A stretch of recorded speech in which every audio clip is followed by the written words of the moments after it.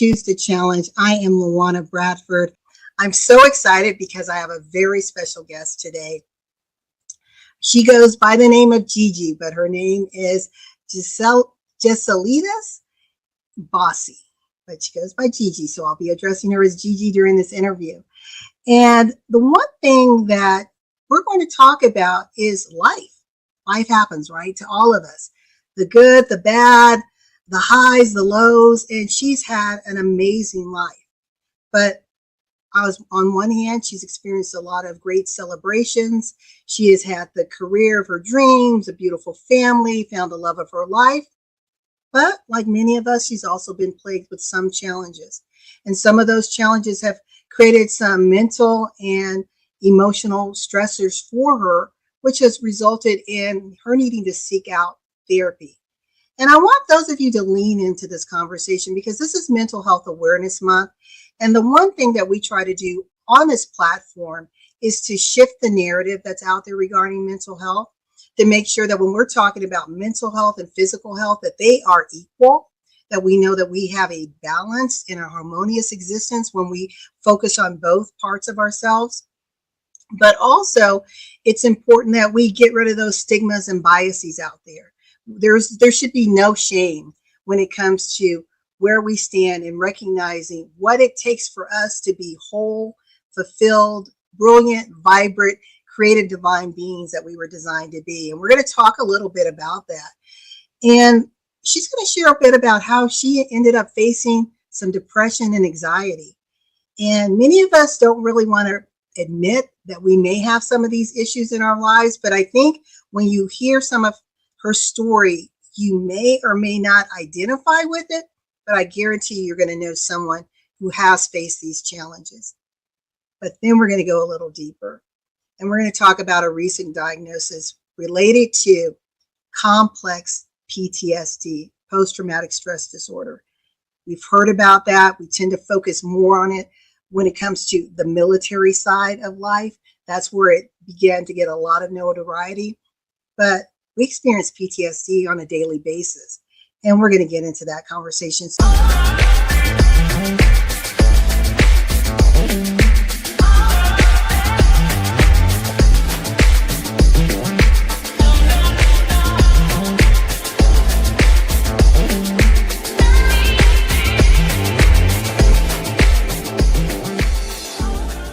without further ado, I'm going to bring Gigi to the stage.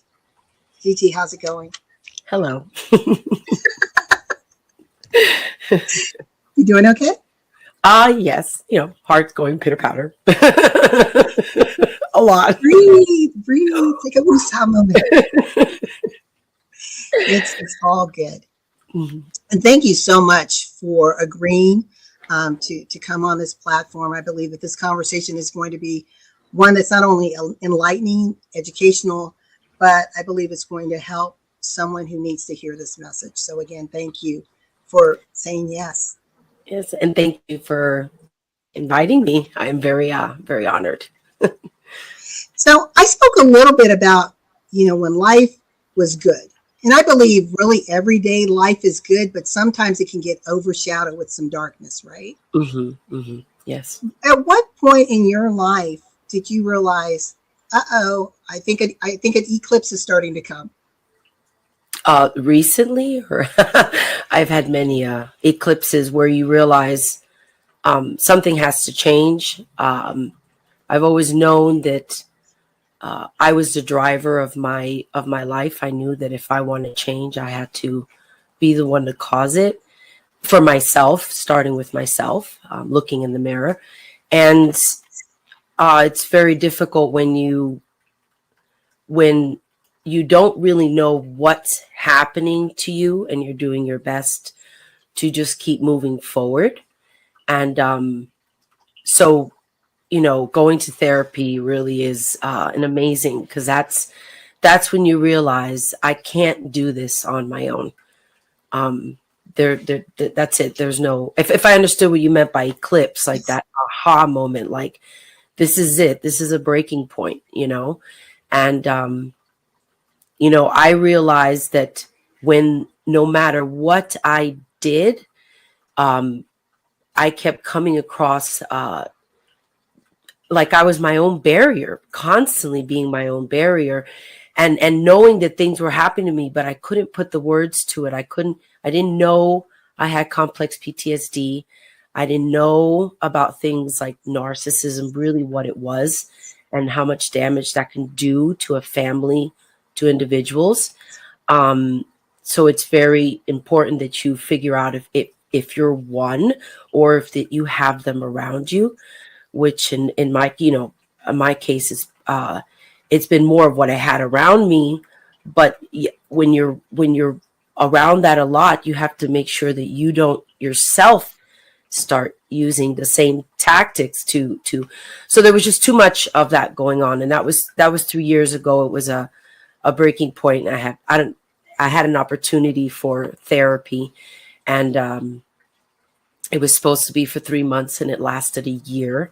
And it was one of the best things that really the starting point of truly healing. Let's talk a little bit about therapy, because in different communities it's more acceptable, right? Mm-hmm. So Mm-hmm. one of the things that I know that I speak to is addressing the Black and Brown community. When you're talking about therapy, that I'm having mental or emotional challenges, that's taboo. Yeah. I know in certain communities it's like, no, deal with it, pray about it, but you don't share it, right? You Oh keep yes. it in, but you don't Yes. go out. In Yes. therapy, you really have to be honest, Mm-hmm. be transparent, and be vulnerable. So can It's you walk scary. us through that a little bit? It was very scary, because one of your biggest fear, everybody's fear, is looking bad in some way, feeling shame in some way. And with therapy, it was very hard to really. I had a lot of anger inside. I cried a lot. For many months, it was a lot of uh, um, her having to walk me through and remind me, yes, it's okay to vent and to work on it, to work on what I was talking about. What did help is that I always use positive things, like positive affirmations, positive things to help keep my mind in a more positive dialogue. It was very stuck in a very negative dialogue. So having to talk to the therapist, I'm from a Spanish culture, Latin culture. So, you were raised being spanked, and I'm not saying anything against that. Was just the way it was. There was nothing, my two, I was, a couple spankings in the bottom as well. And then, we know now how terrible that is. So I'm not condoning her. I'm not talking, about that. But you're going through the therapy. I was, to me, saying anything was putting my dirty laundry out there, having everybody, I wouldn't go online. I refused to stay. I wouldn't go onto Facebook. I have nothing online because I was so afraid of anything being seen, that vulnerability of people knowing that, you were doing so well and you're doing so great. And then these things happen and I didn't even understand what was happening. Um, so when, when going through the therapy, um, there was some parts that were also difficult because I was also dealing with narcissism, and therapy tends to help you get through where everybody's doing their best to play the same game, right? Everybody's trying their best for the other individual. We're talking about how therapy helped you to, as I said, become vulnerable. Yes. First of all, you have to be willing, right? Yeah. So Yes. being honest, being Yes. vulnerable, Yes. being transparent. Yeah. And how do you do that, right? Because first of all, as you just mentioned, I don't want to air my dirty laundry, right? And there's Right. all this conditioning from Yes. our upbringing, right? We're strong. Yes. We don't do that. We can get over it. We can pray. Everything but telling someone outside the family. Right. You make Because a choice to go Yeah. outside. Yes. How did you even get through that self-talk? Well, when because I knew I needed something. I needed something positive, and I was very isolated. When you have complex PTSD or any form of PTSD, but the lion is in the room all the time. There's always danger. You're already hypersensitive, ready for everything to go wrong. I used to always say, prepare for the worst, but hope for the best. And now I know why I used to always say that, because that was my thing. I used to always prepare for the worst case scenario. And I always saw the worst case scenario. So I knew that I couldn't do it on my own. And there were too many things that I was starting to question about myself. Because I was coming across too much of the no, you're wrong. No, you're wrong. And it's like, okay, am I the common denominator? Is it me? Because I don't want it to be, if I'm hurting people, if I'm doing something, I want to stop that. I was doing my best with my children to raise them, my husband's children to raise them, which they're mine as well. I have pictures of all of them back there. And I just, you do your best, especially I'm a very empathic person. So for me, the struggle has always been very difficult, because I always want to make everybody happy, be that people pleaser. But the shame became much, the feeling like something was wrong. And when I sought out the original therapy, it was kind of one of those things where it tells you, you need therapy, you need therapy. And I said, okay, well, I'm going to seek it out and do the best I can. And come to find out that there were two things that were very prevalent, which was I had a very difficult time with boundaries, not my boundaries, but having other people respect my own boundaries. And that comes from a lot of the abuse and all of that, where you don't even know how to self-regulate. There's a lot that's very difficult. I have like little notes here that tells you like what each one, how it does. But I didn't. Let me pause just 1 second, because you're saying something pretty profound right here. Okay. When you're saying boundaries, and sometimes we feel that, and I'm going to say especially women, right? We need to be all things for all people. It's all about wearing all these multiple hats. Yes. And even though we say we have these boundaries, we ourselves don't respect them. Right. And then, like I hear, there's these layers, right? So if you don't have boundaries, then you literally put yourself in harm's way, where you can become victimized by any type of abuse, right? Emotional, physical. Yeah. And then from that trauma, post-traumatic stress can evolve. So it's like little grains building upon each other, and suddenly you've got this weight of, now what do I do? And I love and I applaud and salute you that you realize I can't do this alone. Someone out there has to help me right this ship. Yeah. And I just encourage those of you that are listening, if you are in any place where you feel that it doesn't even have to be a crisis mode, but it's a place where you don't feel things are right. It is okay. You are not alone. It is okay to say, I need help. Yes. It's okay to reach out. It's okay to talk to people. And I want to just say that this episode is for infotainment purposes only. We're not coming as professionals in the arena. Yeah. We're coming as advocates, right? It's advocates to say mental health matters. And so we have here the number 800-662-4357. If you're in crisis, you could also text in the U.S. 988 or chat on 988lifeline.org. I'm going to turn it back over to Gigi.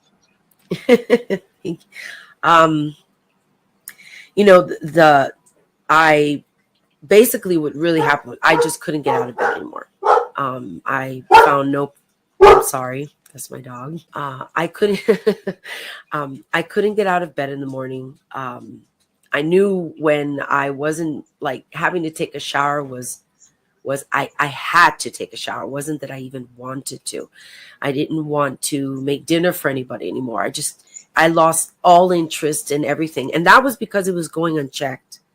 When you have a mental illness, something going on, it is important to get guidance and to get help, because when it goes unchecked, it leads to a lot of, that's where mental health disorders come into place. That's where we get riskier behaviors, or we don't even understand what we're doing and we're blowing up at everybody or fighting with everybody. And that's because it's going unchecked. So yes, therapy, I realized that was the turning point. I needed help. When I went to the first therapy, she taught me about boundaries and narcissistic individuals, because everything she had heard me talk about for the first 2 sessions, which all she did was just give me information. We have a short 3 sessions, so it was my first taste of therapy, but I did it. And she provided me a third day. She said, you need 2 things, a whole worksheet on boundaries and a worksheet on narcissism. And that was the beginning. It helped a little bit, especially the boundaries. I started creating boundaries. And what happened is that the people that don't respect your boundaries, it's like little bombs start happening and problems start happening. And the first thing they tell you, when you have a lot of negative, toxic people or environment around you, is to push them away. Not, throw them out the window, but push them away. You need to get them away from you, because they're not respecting your boundaries. And obviously you yourself don't even know what those boundaries are. So that's very, that was the first one.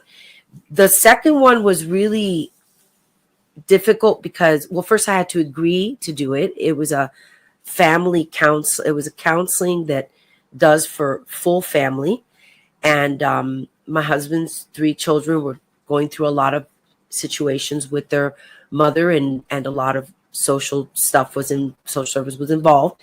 And they contacted me, and I agreed to do the therapy because they did it as a whole, as a family, which I thought that was very beautiful to be able to do, heal everybody, right? And that's where I learned that any trauma I have, most likely my mother had it and my family had it, and because it's usually passed down. So there were a lot of traumas that, she was on survival. My mother, I was on survival.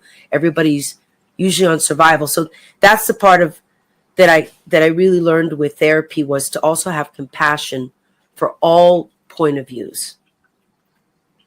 From the people doing the traumatizing, sometimes it's intentional, but a lot of the times it isn't.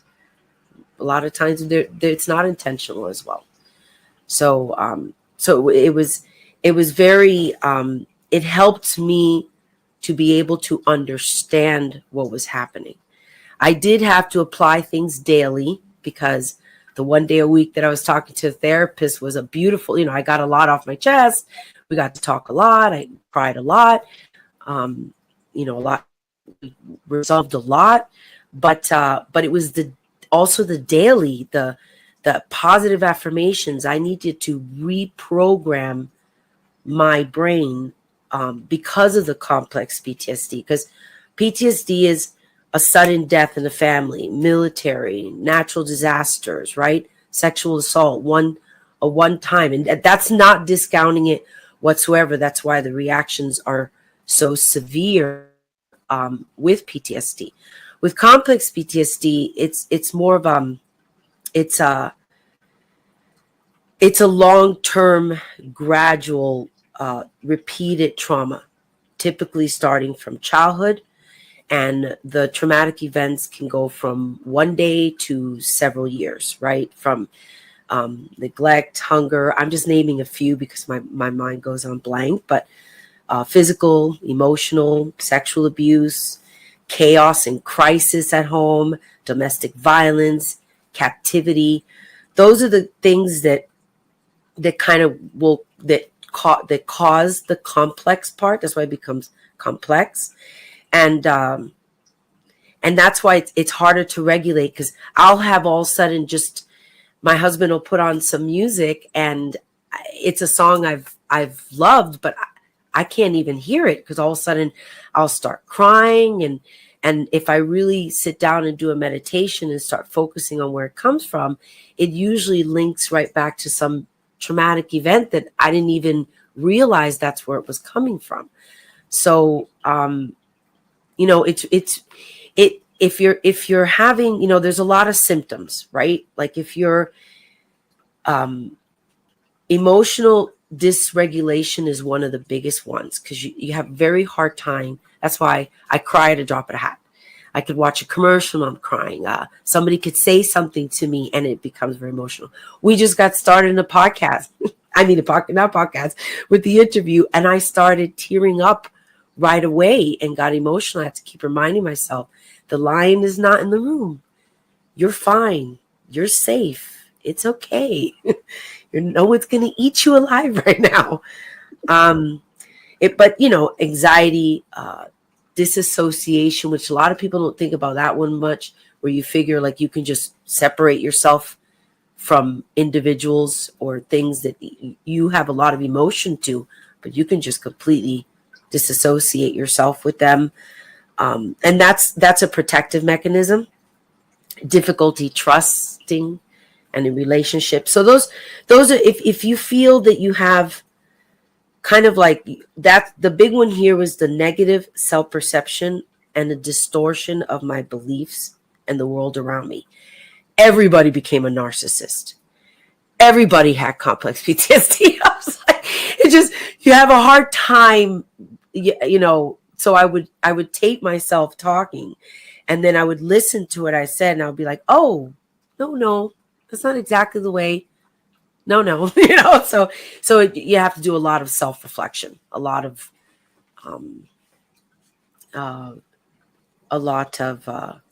it's a walk every single day, one day at a time. I don't want to mess with my camera or anything, but I had bought a plaque and it says one day at a time. Just, that's it. Just, and I would look at it. They moved in different places in my house depending on where I needed it next. It was just take one day, baby steps, just baby steps. And it's been 3 years. I started 3 years ago. And this is the first time in the past month that I feel like a human being, like normal, that I get up and I have my makeup on and I go for a walk with my dog and I exercise and I'm involved with people and I'm hanging out with friends. And, you know, and that was after 15 years of pretty much being a hermit, just shutting myself out because it was just too much to handle. Everything that I had put in place to help me deal with growing up and with my family. I'm not going to say my mother because it's not just hers. My whole, like, we have the whole, it's a whole caboodle. It's not just one individual ever. So, you know, between family and previous marriage and just having a lot of difficulty in a pop culture world with raising children. But I was doing better. And then, you know, and then of course, life changing, I moved to another country and with a new family. And it just, it became everything that I had put in place to help me up until that point, just crumbled. Everything was just gone. It was just, I had nothing left in place. And it was a gradual 15 years to where there was a good 3-month period in there. I wasn't getting out of bed at all for almost a whole day. When I didn't have children, I just wouldn't even get out of bed. To then, you know, it slowly, but for the past 3 years since therapy and knowing what's wrong, the change has been fast and I'm happy with the change. I'm happy with myself right now. I'm happy with what's around me. I'm not saying everything is perfect, but I have no regrets, right? And I'm doing the best I can every day to move forward and have a better life, because it you know, mental health is out there and a lot of people have it. It's everywhere, and it's increasing with what's going on with the world. And I not only want to heal, but I'm such an empath by nature and teacher. I was a teacher and I love to bring a smile to people's faces and make them happy and cook good food. And so I just want to bring all that back in my life and to help other people feel great too. They don't. I love that. And it's amazing that sometimes through our lived experiences, challenges, traumas, we find our purpose. We find our passion. And I think just in our prior conversations, you're taking all of this and it's like, okay, I've learned this and I've got some tools now to help me. Yeah. Now, how can I create this safe space for others? How can I share what I've learned? How can I show them there is hope on the other side? Because so many people, Gigi, feel like there is no hope. They feel that they are alone. They don't have the financial means to even seek therapy. Yeah. That's why now the apps that are coming out, the different, therapy apps are creating affordable ways. Yes. There are individuals who are, again, within our Black and Brown communities, when we look at the therapists around the world, those professionals, there are not a lot of people professionally that look like you and me. Right. The numbers are small. And for many communities, in order to feel safe, you want to be able to relate to someone who can relate culturally to maybe what you've experienced, right? Like you said, you grew up, spanking was okay. I grew up, spanking was okay. That's just the way the culture was, right? Yeah. But if I'm talking to someone about this and they can't relate, it automatically creates this chasm that we're trying to bridge. Yeah. One of the things that you're doing now, like you said, you're out, you're feeling good about yourself, is it's giving you a way to say, okay, I can now tap into this entrepreneurial bug in a different way. Yes. And I can create messages. I can create educational packages. You've got this podcast that's about to launch. What do you hope to achieve with this? Bring others peace.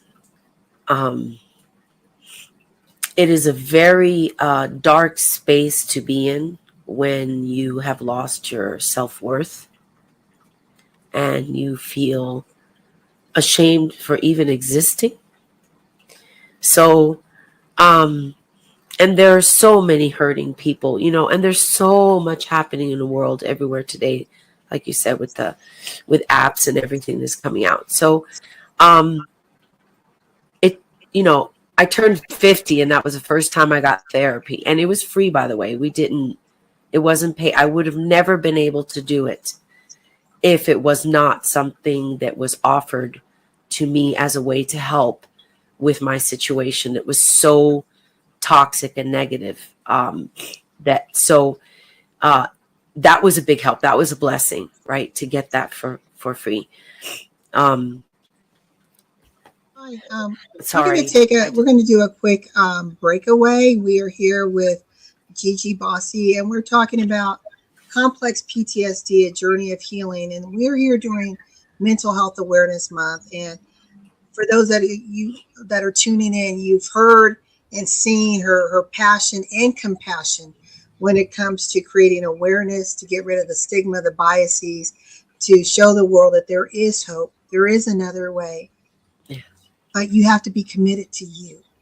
You have to, despite what the world is saying around you, or you think the world is saying around you, you got to believe that you do matter, that you're not alone, that you weren't an accident.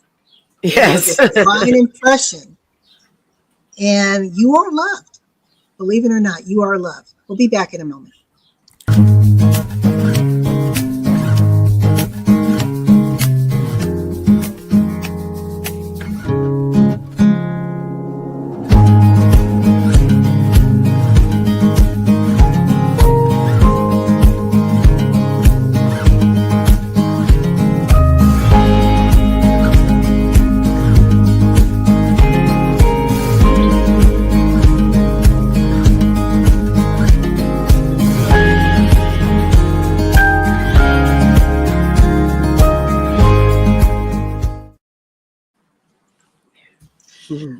There are many choices of therapies that we can take. It's basically putting things in your own personal toolbox to help you get centered, to release anxiety, to breathe. And one of the things that I did at the beginning of the pandemic, I just felt that there was a real need to have women in conversation. So I created this panel. It was called, it was a mental health panel with women. It was entitled, Let's Get Loud About Mental Health. And these were all individuals like yourself who were major advocates. And I have to admit, Gigi, when I started, I was the facilitator of the panel. And we met monthly, and then got picked up by a TV network. But I came in facilitating, and I'm listening to them and listening to the conversations they're sharing and the tips and the tools. And I arrogantly said, I'm glad to be here, and I'm glad to be this person who's helping to facilitate this, because there's definitely people who need it, but I'm good. I've never had that issue. I mean, I literally said this on camera. Yeah. So this is full transparency. This is beginning of the pandemic. Now, remember, pandemic shut down. No one as human beings are meant to be in isolation. Yeah. Are meant to be void of human touch. Exactly. And community. Well, I live alone. So when we shut down in February, the very first time I had another person physically touch me was my birthday on May 22nd of that year. Oh, wow. So can you imagine, and me and many others, think about your seniors, think about other people who are living alone, who did not have human touch. Yeah. And when I received that hug, I broke. And I realized, something's happening that I didn't know. And I say that and I share that. For those of you that think I got it, I'm good, never had that issue, everyone has a breaking point. Yeah. You just don't know what will take you there. And for me, it was, again, even though I had my online communities and I'm doing things and I'm staying busy, I'm a touchy-feely person. Yeah. And when I didn't have it, I thought, I'm good, until I felt it again. And I realized I'm not good. And I'm so grateful for those women in the panel, because during those months, I was listening, and their tools and techniques that they were sharing with our audience, I used. Because I realized, LaWanna, you're not good right now. And even like now, another chapter in my life is I have aging parents. My dad's 92, mom's 87. And they're doing well, but they have their issues, as most would at that age. And dealing with the fact of that mom and dad may not be here forever. And I'm noticing, like you said, sometimes you're going through and all of a sudden you start crying. Yeah. That happened to me yesterday. I'm on a call talking to a friend and I just broke down. They're like, are you okay? I think, like, I'm having a breakdown. Yeah. But it's okay. Yeah, it's okay to cry, actually. It's okay to release it, to recognize it. Whereas 4 years ago, I would have quickly, let's get strong. You're an alpha female. Yeah. No. You actually rob yourself of some healing when you hold it back. It is a way of releasing. I mean, it could be later a crutch if all you're doing is crying and just then it's a crutch. But it is a very healthy form of release. And Spanish culture, we weren't allowed to cry. If we cried, we got spanked. It got even worse, right? So yeah, I'll give you something to cry about, right?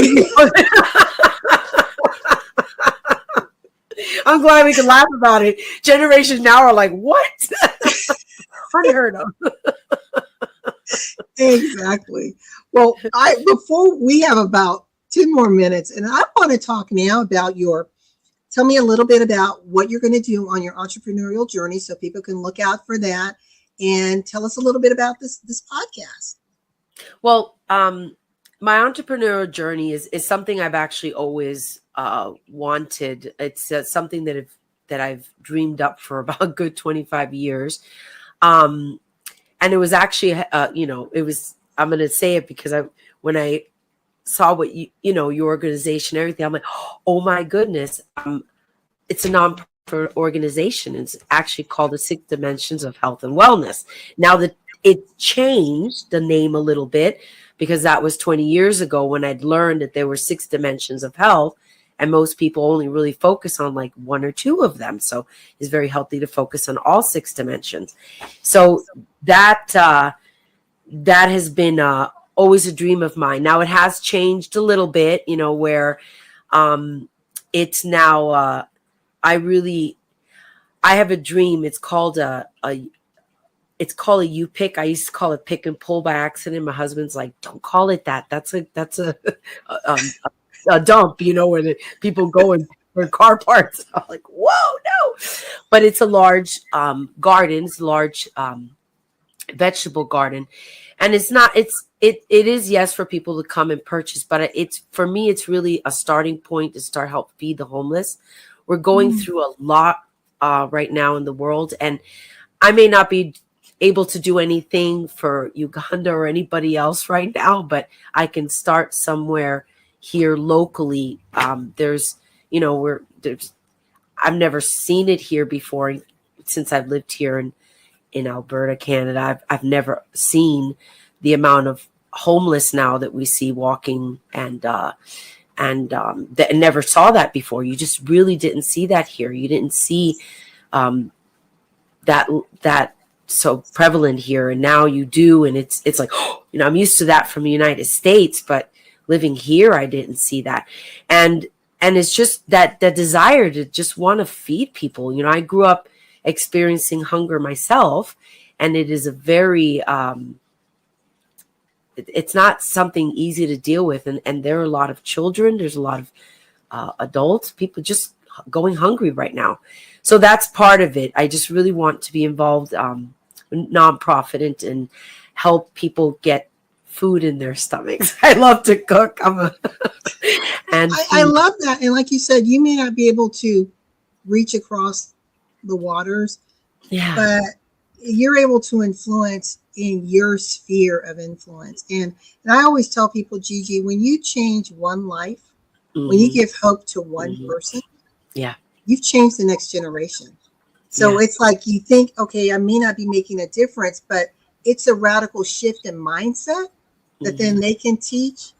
Yes. And so on and so on. So I think that's beautiful. And the homeless population is growing, and we don't hear enough conversations about it. No. Women, children are out there with nothing, right?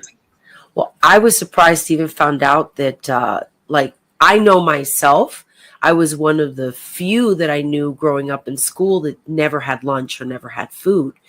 But it is incredible how much nowadays there are families and local, where we feel, we're privileged, compared to what's happening in the rest of the world. And there are people going hungry right next door, children going without meals because their parents' family just can't afford it.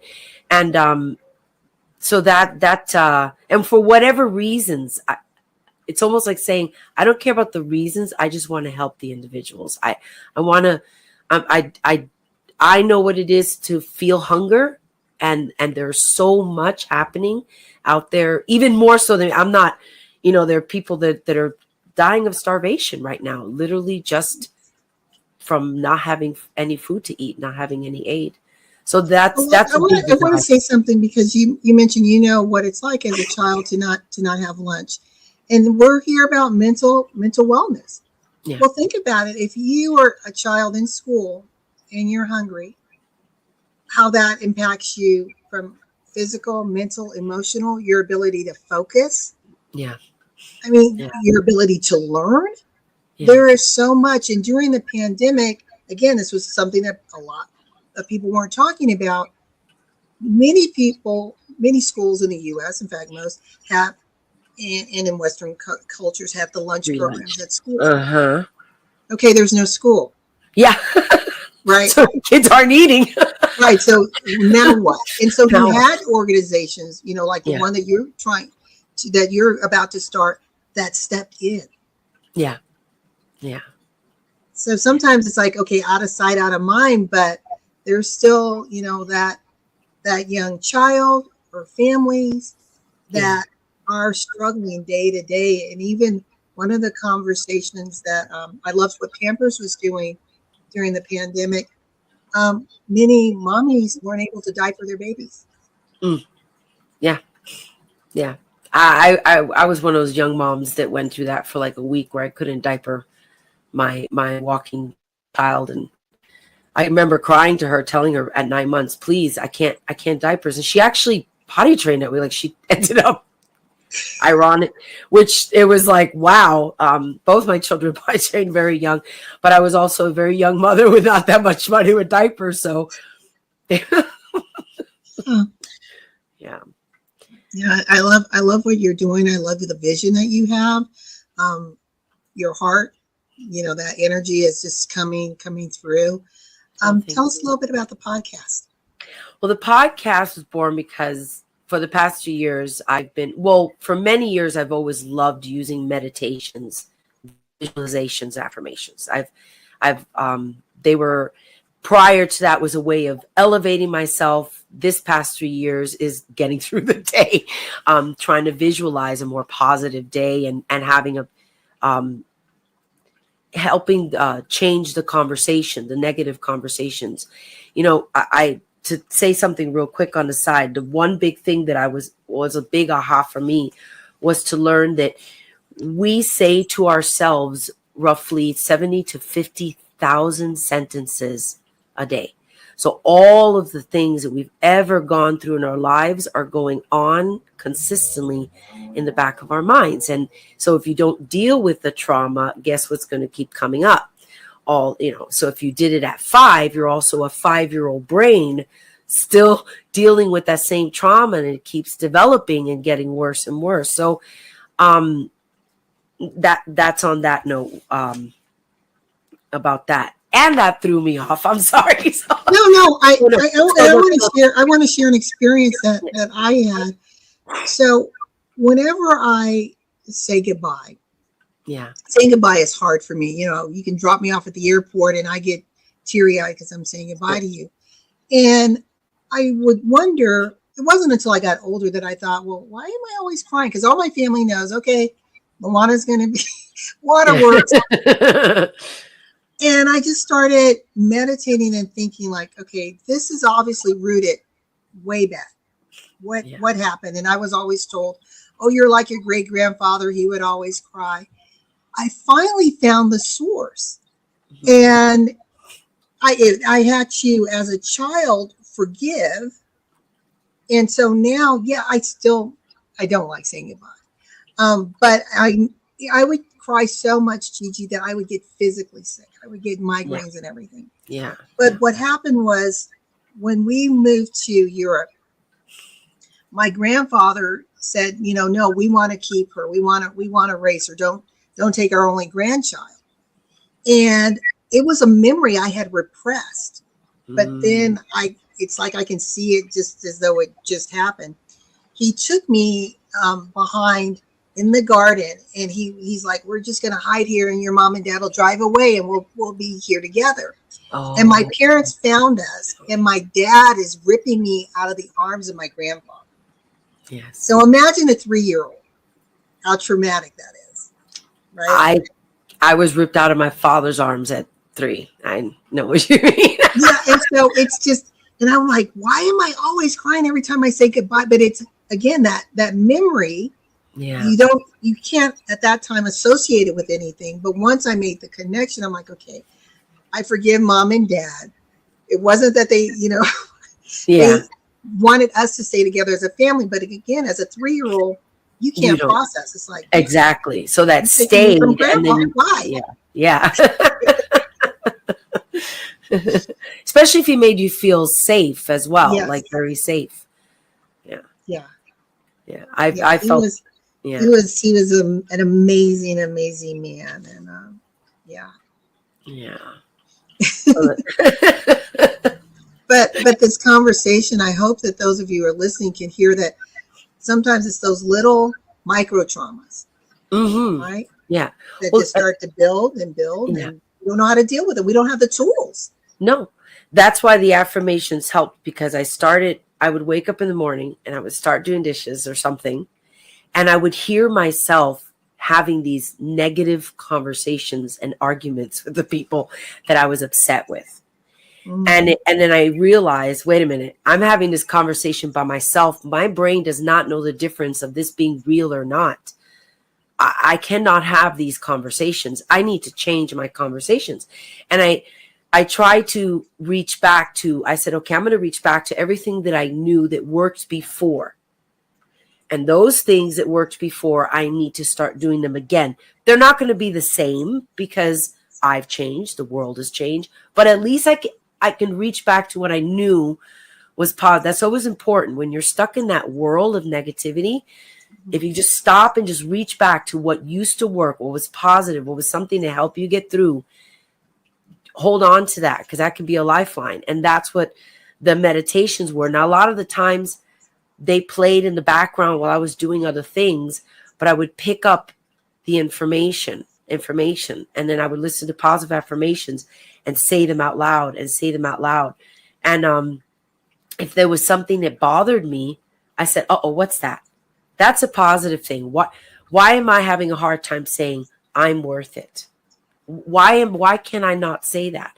So then I had to go and think, why do I think I'm worth it? And looking up, not, anything I could find online, looking for more, so what happened is that I found myself trying to create a playlist for each thing that would help me. And it was just, there's so much out there. And there were things that were geared generally. There were a lot of things I would need to hear 5 to give me the one that I needed just for anxiety, for example. So I'm not saying any of it was wrong. No, they all helped. They were amazing. But after 3 years, I was like, I need that one said in a male voice, not female voice, because I have some issues right now with the female voice that's triggering me. I'm just going to change it this way. So I decided to do meditation on male voice, female voice, and a child's voice for a child. Maybe you want your child to be able to go through some anxiety walkthrough or something like that. Nothing medical. I'm not a therapist. This is just tools. It's like a journey with me, right? This is something that, my grandson is going through some things, and like all children these days, my grandchildren, and they have a lot of anxiety as well about what's happening. And I've always, children were always part of my purpose. So of course, if I'm thinking of podcasts, I'm thinking I have to do something with them too, and so that's with the podcast. And like the books, that one came out of the blue 2 weeks ago because my brother, my older brother, is a wonderful artist. Cruz, I'm gonna throw it in there. If it has to come out, it's okay. But he's making now children's coloring books, and I was like, oh, I can't draw, but I love to write, Carlos. Come on, let's collaborate. Let's do it. So I'm reeling him into that one, and I'm very excited about that because I love working with children. I was a preschool teacher before, and a English teaching teacher for Spanish speaking students from kindergarten to grade 2. So that was a lot. That was beautiful experiences working with children. So I want to incorporate that in my life as well. I just want to help them from the bottom. I'm not saying I'm the therapist by far, no, but if I can write a book that a child is going through some difficulty and make them feel that it's not their fault, that they shouldn't feel the shame, that they are worth it, and to have hope. I love that. And that's so important that there is no shame, that it's okay to tell our stories. And like you said, you can take your story and now I can make it relevant and relatable, whether it's a child, whether it's a teen, whether it's an adult, whether it's a senior. Yeah. And and it's important that we again keep sharing, keep challenging the stigmas, the biases that are out there. Mental health matters. We have just 2 more minutes before we sign off. I'm going to do another breakaway, and then when we come back, Gigi, I would like you to take the next 60 seconds to share your lasting thoughts with the audience, okay? Okay.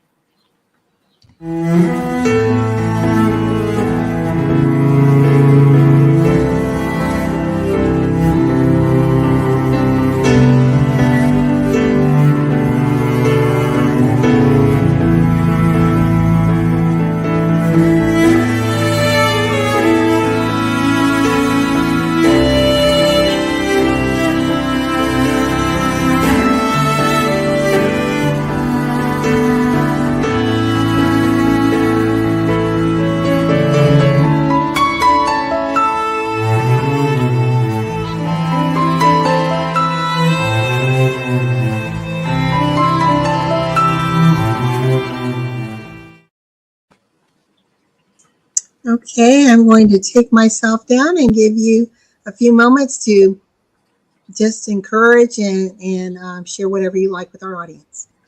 Okay. What I would like to share, the main message I want to say is that no matter what is happening in your life, no matter what you're going through, you're human. Those around you are human. And everybody really is trying their best. So seek the help that you need. Work on yourself daily. Love yourself. Forgive yourself. We all make mistakes.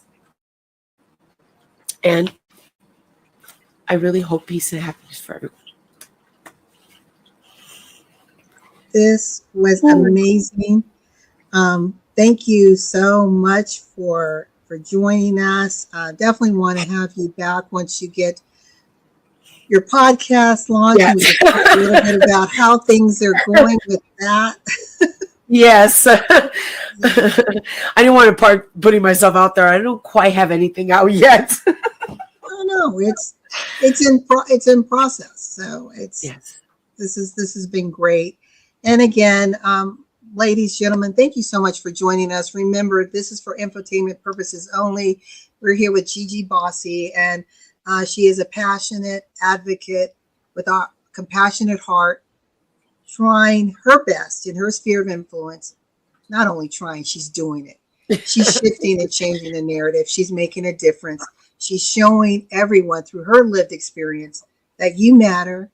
Life happens, right? Yeah. But you can shift, you can change, you can rise up, but it's a day-to-day journey, and that's okay. Live in the now, be present, and as we always say here within Choose to Challenge, just remember that in life and in business, when your vision intersects with opportunity, success is inevitable. So don't be afraid to challenge.